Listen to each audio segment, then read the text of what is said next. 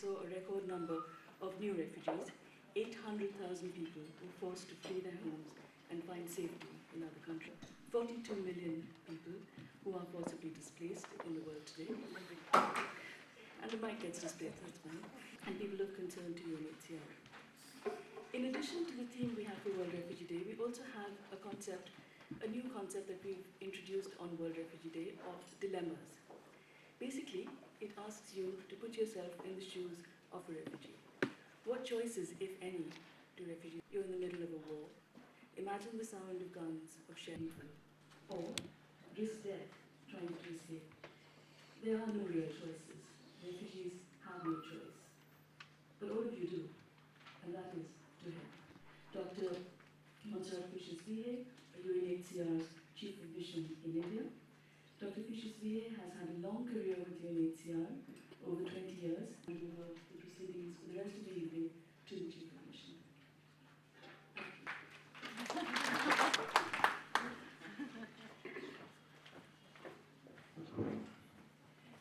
Good evening, sponsoring a public lecture on World Refugee Day to commemorate the dignity and the courage of refugees, and also to bring awareness, the public awareness, every person to deliver this lecture. Everybody knows him, everybody knows his credentials. I will not discuss that. Rather, I'd like to introduce him as a former colleague and as a friend. Because we met many years ago with the western shores of Honduras. There we traveled like a move through the jungle, walking difficult moments, and I also remember long discussions in the night under the stars about the war, and UNHCR, and us. The world is truly small, and indeed it's for me a great privilege to welcome him, because although many years have passed, and although he is as you thank you very much.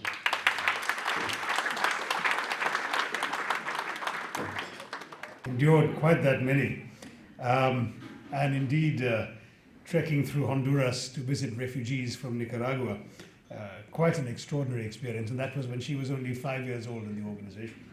But this entire occasion therefore has something of a family reunion about it, and I'm delighted that so many others unconnected to UNHCR have also attended to listen to me on this subject.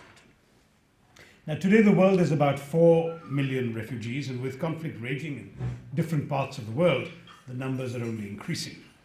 But as the numbers rise, we also run the risk of treating these people as figures in a statistical compilation and not human beings with needs, fears, hopes, and wants.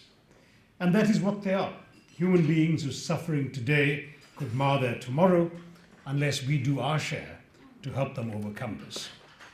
World Refugee Day is an occasion to think of all these families uprooted and torn, all those homes that have been destroyed, and all those futures jeopardized. But it is also an occasion to think of safe havens granted, asylum ensured, refugees protected, solutions found. Today is a day of remembrance, but also of affirmation, a day to recall the pain of loss, but also to nurture the hope of a new life. India is actually a good country in which to celebrate this special day. After all, history is on our side. India has traditionally welcomed all those who have knocked on its doors seeking refuge and asylum. India's is a civilization that over millennia has offered refuge and, more importantly, religious and cultural freedom to Jews, Parsis, several varieties of Christians, and of course Muslims. Jews came to Kerala centuries before Christ with the destruction by the Babylonians of their first temple, and were again given refuge in the 1st century AD when they fled Roman persecution. They settled on the Kerala coast, enjoying a high status in society, and knew no persecution in India. I think they're the only Jewish diaspora in the entire history of the Semitic peoples that has never known persecution in their country of refuge. But they did, unfortunately, encounter some persecution when the Portuguese arrived in the 16th century to inflict it. Christianity then came to Indian soil with St. Thomas the Apostle, Doubting Thomas, who came to Kerala again sometime before 52 AD and was welcomed on shore by a flute-playing Jewish girl. Now, he wasn't a refugee, but It speaks to the heritage of openness to people's ideas and beliefs from all over the world. In fact, before Cleopatra killed herself, even that great queen thought of sending her son to the safety of India's west coast.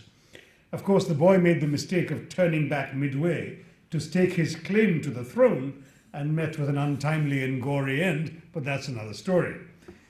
The Zoroastrians, fleeing Muslim persecution in Persia in the 10th century, found refuge and a welcome in Gujarat. There's a marvelous story of how asylum was negotiated. Many of you must be familiar with the story. It is said that the shipload of Zoroastrian refugees arrived off the coast of Gujarat, and the local king wanted to send a message saying they were not welcome. Very un-Indian of him, but so the story goes. So since, of course, they had no language in common, he sent an emissary who proceeded to show a tumbler of water into which he dropped a stone and the water all spilled over to show that there were too many people and therefore the water was overflowing. Similarly, the land would overflow if they got off the ship.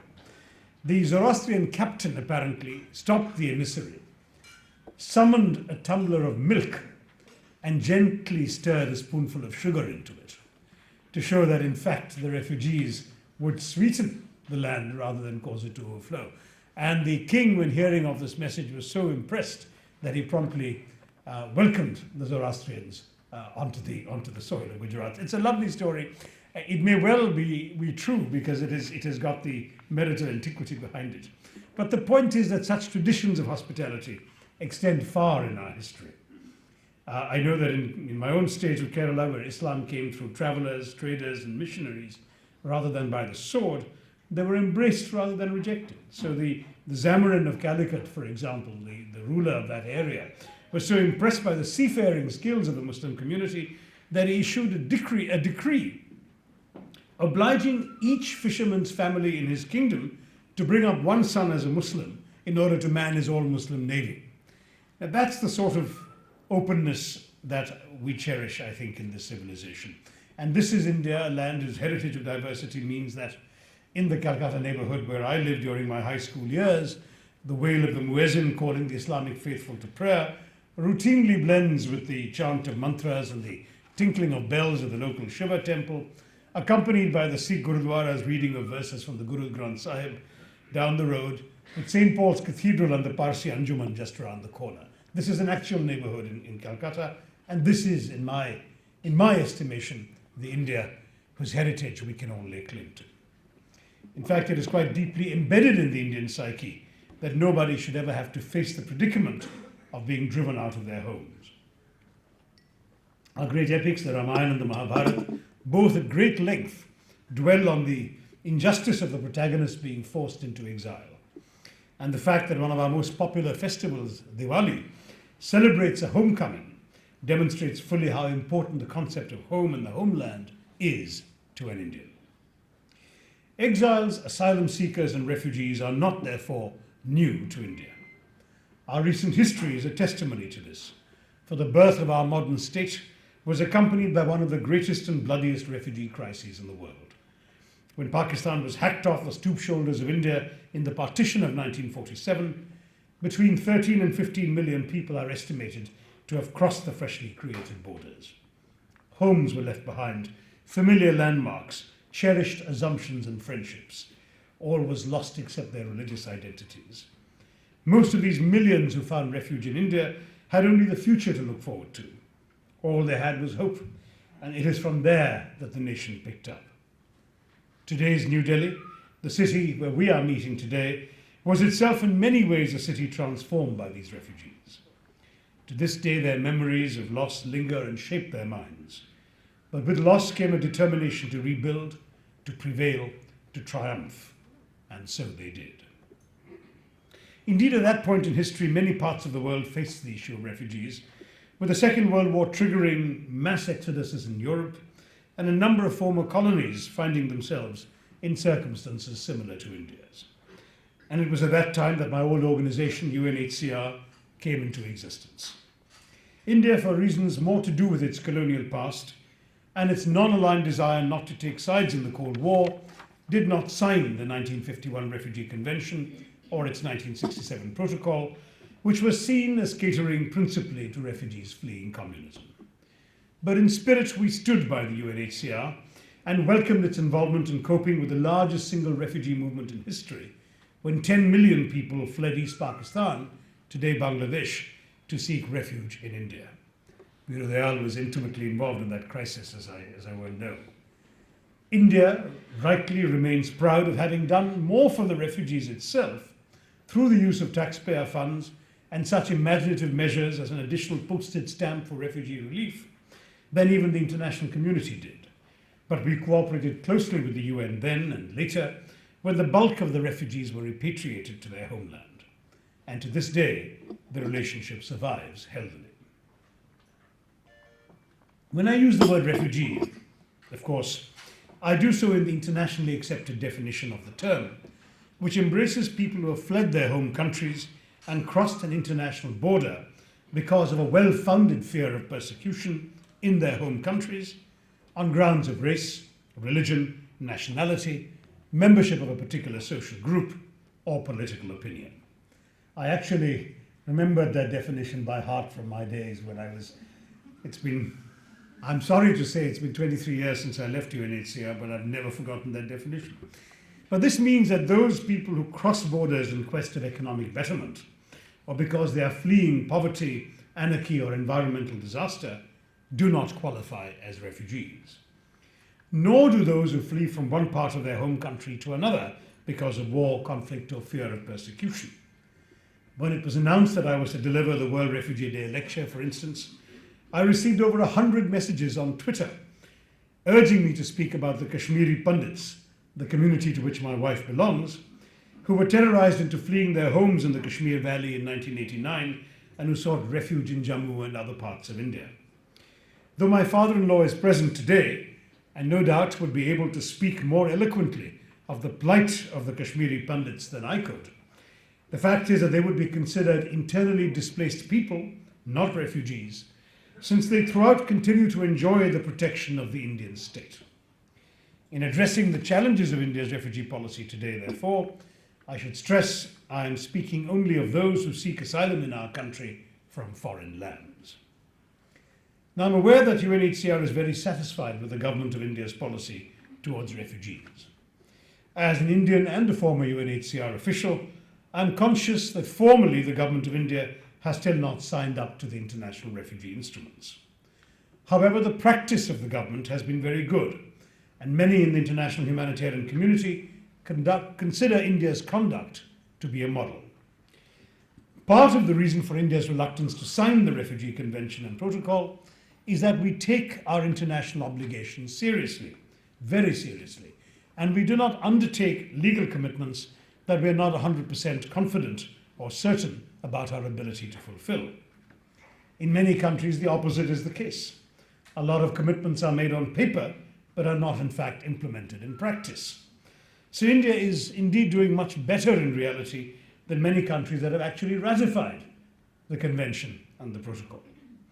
It is rather the obverse of the old laws against homosexuality, which existed on paper, but were never applied in practice in India, so that homosexuals were able to live freely and openly in India, organize associations and publish newsletters and so on, well before the Delhi High Court found the laws themselves to be unconstitutional and struck them down 2 years ago.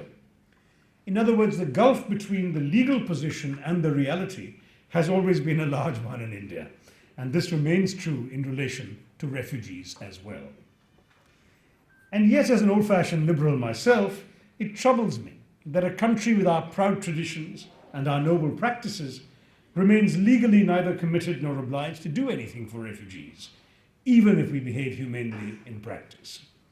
I think it is high time the government reviewed its long-standing reluctance to sign up legally to what it is already doing morally. The Convention and the Protocol involve no obligations that we have not already undertaken voluntarily.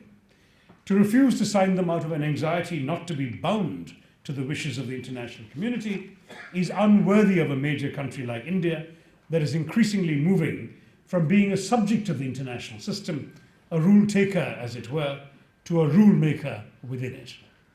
Our judiciary has already shown the way forward on this. In 1996, the Supreme Court ruled that the state has to protect all human beings living in India, irrespective of nationality. India is today home to over 200,000 refugees, mainly from Sri Lanka, Myanmar and Tibet, but also including people from Afghanistan, Iraq, Somalia, Eritrea, Ethiopia, Sudan, Congo and even Palestine. Most of these refugees are assisted directly by the government of India, and the UNHCR report for 2011 states that our nation's policy is, and I quote, liberal and tolerant, unquote. UNHCR, for its part, mainly focuses on the urban refugees in New Delhi and the Sri Lankans in Chennai. Altogether, about 22,000 of the total number of foreigners seeking refuge or asylum in India fall under UNHCR's purview. There are classically three solutions to the plight of refugees. Voluntary repatriation home, when the circumstances that prompted them to flee have changed, such as happened to the bulk of the Bangladeshi refugees in 1972. Local integration in the country of asylum, of which the best example in India is the Tibetan refugees. And resettlement in a third country, an option that has been used for a modest and rightly little publicized handful of cases, including some Pakistanis and the few Vietnamese boat people who were rescued by Indian ships and reached our shores in the 70s and 80s. Pending one of those three solutions, repatriation, integration, or resettlement, the host country must provide asylum to the refugees, very often for a lengthy period of time, affording them protection from refoulement or deportation to their country of origin, legal rights, and the opportunity to lead decent lives until a durable solution for their situation can be found. One of the most lauded efforts of the government of India has been the treatment of the Tibetan refugees here. For over 50 years, India has supported what is now over 1 lakh people, granting them vast areas of land to build settlements, access to education and livelihood, and much more. Indeed, a significant number of them now enjoy Indian passports. As the Tibetan government in exile Secretary for Information says, they enjoy equal rights with Indian nationals with the exception of the vote, except of course those who have the passport who have the vote as well. And this is in spite of the diplomatic and political difficulties that this has caused to the Indian authorities in the conduct of our country's relations with China. So too are Sri Lankan refugees allowed to make India a second home, so that till they can return, which we encourage, they are not prevented from living their lives fully and with meaning, including engaging in productive employment. In a sense, the treatment of these refugee groups here, the Tibetans and the Sri Lankans, mainly the Tamils, has set the bar high, and the aim should be to secure such a place and position for all refugees everywhere. But there are also refugees in India who face some of the most harrowing difficulties. Tibet and Sri Lanka are linked to India by peculiar historical connections and circumstances, which permit perhaps its refugees to enjoy a better position. But those who come from other countries such as Myanmar, Afghanistan, Iran or Somalia have had to bear serious disadvantages owing to technical and legal issues. One of the problems is that while India has not subscribed to international conventions on the topic, it has also not set up a domestic legislative framework to deal with refugees. The result is that issues are dealt with in an ad hoc manner. All foreigners without documents are subject to the Registration of Foreigners Act of 1939 and the Foreigners Order of 1948, which means they always face the risk, at least the possibility, of being deported. They are, in principle, given the protections of Indian democracy and the Article 21 of the Constitution, they enjoy the right to life and, of course, they enjoy access to public services. They may even find work in the informal sector. But while these windows are available and open, they do not let in a great deal of sunshine into the asylum seekers' lives. Work in the informal sector, for instance, is an extremely competitive affair. For the 22,000 refugees in Delhi alone, access to work is not easy, considering that over 500,000 Indians from poorer parts of the country also reach the city each year in search of employment. Language barriers, social prejudices, and unfamiliarity with India further complicate matters, making things difficult for refugees. Indeed, even well-educated refugees in Delhi have no option but to compete in the informal sector. A UNHCR report quotes, for example, a Somali man asking whether he should abandon his medical qualifications and take up making paper plates, which he found was the only option available to him. Access to public services is also difficult. The pressure of India's domestic population on basic amenities such as transport, health, and education means that refugees must also join a very long queue and hope to get lucky. Special provisions are difficult to provide, and in an alien cultural environment, this causes disorientation and makes life as unpleasant as possible for these people. A typical grievance of refugees is how they often think they have passed the worst by escaping the troubles of their homelands, little realizing that once they've crossed the border, life could turn out to be, unexpectedly, equally distressing. This takes a serious toll on their psychological and physical well-being. Moreover, at this specific moment in history, when security concerns are at an all-time high, refugees are placed under perpetual suspicion, which further complicates their life in exile. What is perhaps even more heartbreaking is the effect all this has on the young refugees. Children, completely uprooted from their familiar environments, have to face the uneasy option of studying in government schools where cultural and language barriers are even more strongly felt. Confidence is broken and each day is agonizing, making them feel even more alien than their parents. And if education is removed, their only other option is to contribute to the family's income by working. It is difficult to speak meaningfully of empowerment of those suffering in the process. And the irony is that children are actually the best at assimilating if they're given a chance to do so. If they're given education, a school environment, they are the first and the quickest to learn the local language. They can fit in best. But without these possibilities, their own future is indeed very bleak. Now, steps had been taken to overcome these challenges that I've described. At the end of last year, the very end of last year, the 29th of December, the Government of India issued a circular to all states and union territories, drawing a very clear distinction between the ways in which people with a well-founded fear of persecution should be treated, in contrast to economic migrants. Such de facto refugees, and they can't be de jure yet because there's no law recognizing them as such, would be eligible for long-term stay visas issued for a year at a time but renewable 5 times. Private sector employment will henceforth be possible, as will access to high-quality education, along with the usual advantages of being present in the country with a legal visa. Technicalities are in fact still being worked out, since most refugees do not have passports to stamp their visas on, and UNHCR documentation is crucial here. But this order certainly opens the door and takes an enormous step in making the refugees feel at home in India. So the barrier of securing residence permits and job opportunities has been crossed. But it's clear that the implementation of the new order will take time. I just spoke to the Home Affairs Ministry this afternoon, and it's clear that not all the states that have received the central government's order have in fact taken the necessary steps to implement it. Each case has to be considered individually, and local police officers have to provide the preliminary documentation. The order will take time to be interpreted and understood fully, transmitted everywhere that it needs to go across the country, and then put into effect. Nevertheless, this is a great leap forward, and in spite of all sorts of bureaucratic difficulties, in the end there is no doubt that the new order will benefit many people.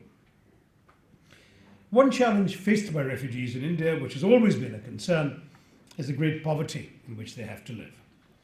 UNHCR gives a subsistence allowance to all those under its purview, but this is far from a comfortable or a dependable source of income. I believe that all of us in this hall would subscribe to the view that refugees must be enabled to stand on their feet, and the government and UNHCR should facilitate this. Now, with the new order, this will be possible, at least in theory, but it will still require refugees to compete with locals and economic migrants for scarce opportunities in a competitive job market. But at least there's arguably nothing that will prevent refugees from entering the job market. They should therefore be allowed work permits in as many sectors as possible. Indeed, by allowing them to join the system as a whole could benefit. The aim, of course, is to create a model that goes beyond protection to one of self-reliance. Another challenge we in India need to overcome is that of stereotypes and conservative mindsets. Refugees are often racially, socially, and otherwise discriminated against, especially, and I'm sad to acknowledge this, those coming from Africa.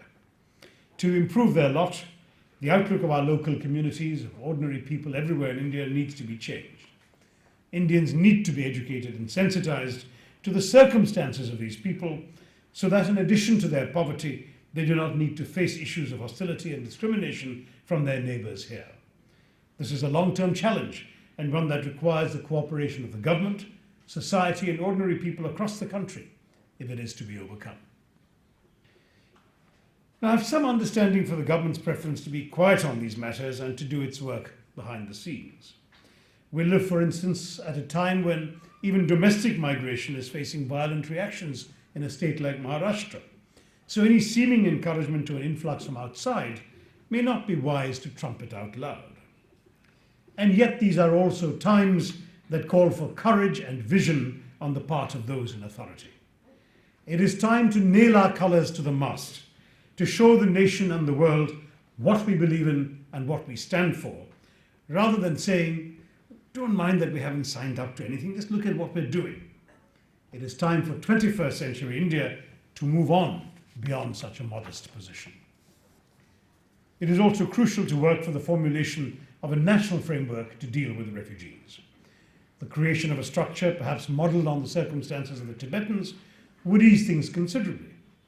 While the ultimate aim is that the refugees should be able to return to their homes voluntarily, opportunities towards at least basic self-reliance in the interim should be provided.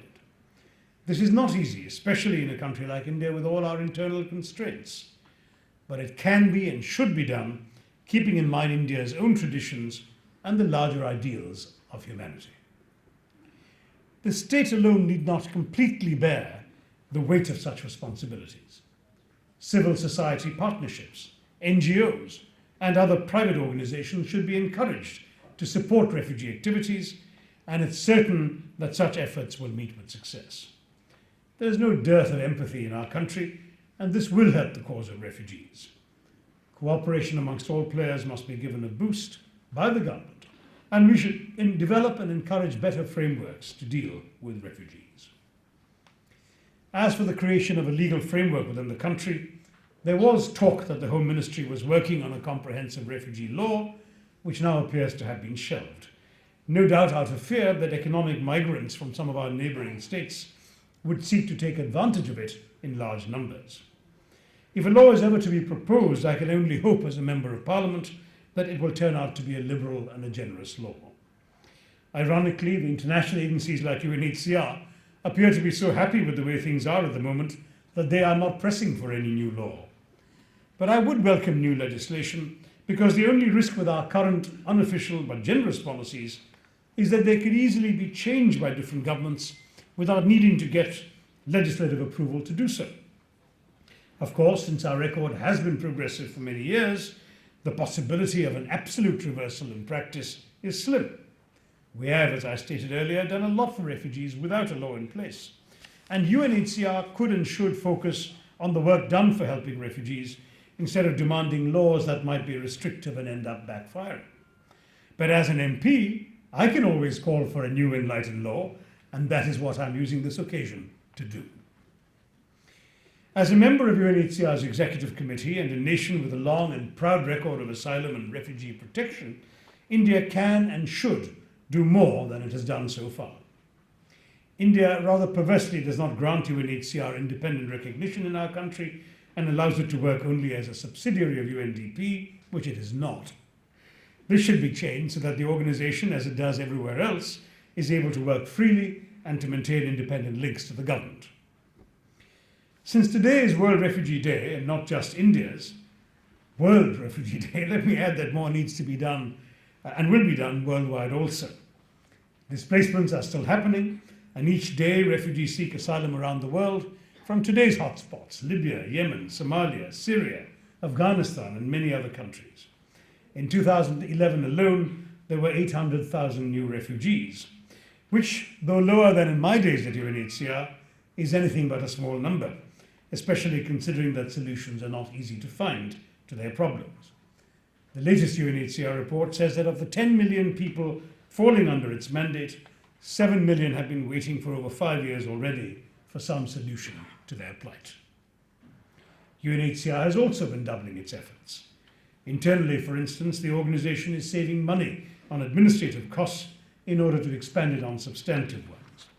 Since 2006, staff costs have fallen from 41% to 27% of its total expenditure, and headquarters expenses during the same period have fallen from 14% to 9%, leaving larger sums of money to be used for the benefit of refugees.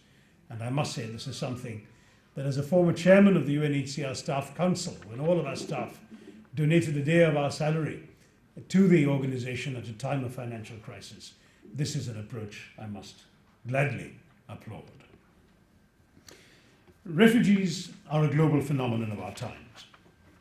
We live in an era which, in Kofi Annan's days of the UN, we used to term as one of problems without passports, problems that cross all frontiers uninvited, problems that no one country or one group of countries, however rich or powerful they might be, can solve on their own. Refugees crossing borders in fear and despair are emblematic of this term. They literally embody problems without passports. And for them, we must find solutions that offer blueprints beyond borders. The problems of refugees worldwide are problems that demand global solidarity and international cooperation. India, as a pillar of the world community, as a significant pole in the emerging multipolar world, must play its own part on its own soil as well as on the global stage in this noble task. In so doing, we would uphold our own finest traditions and the highest standards of our democracy, as well as demonstrate once again that we are what we have long claimed to be, a good international citizen, an upstanding member of the international community in an ever closer knit and globalizing world. This is a worthwhile aspiration for all of us who care about what India stands for at home and in the world. Thank you, and Jai Hind.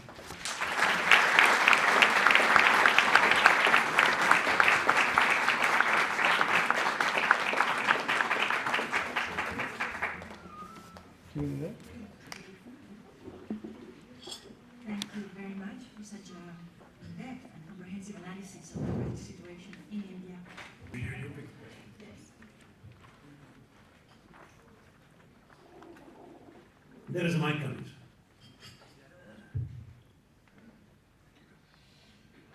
That India has played. But if a country like India and many other countries, they make the refugees treat them well and make them very, very comfortable, life difficult for them and more comfortable themselves. That is a country where we have dictators and other reasons. I wonder if UN has passed refugees and creating the refugee problem all over the world, over the years that UN has existed, have any laws been passed? Has anything been done in cases where people, where countries have been sending refugees to other countries beyond the limit, particular limit which is there? And if it is not there, then any further laws which you might suggest that UN, the vision of UN, if it has got a, it should have a vision for the future, for how to deal with refugees and how to see that people do not send their problems to the adjacent countries in terms of refugees. Thank you.